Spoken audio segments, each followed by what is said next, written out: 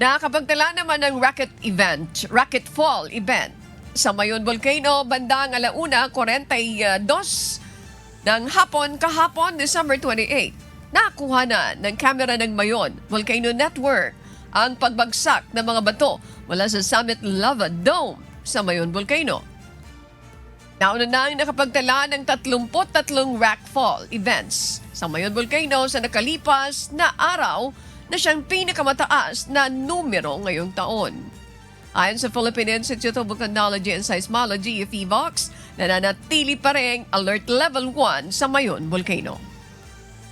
Pinagbabawalan ang pagpasok sa 6-kilometer permanent danger zone.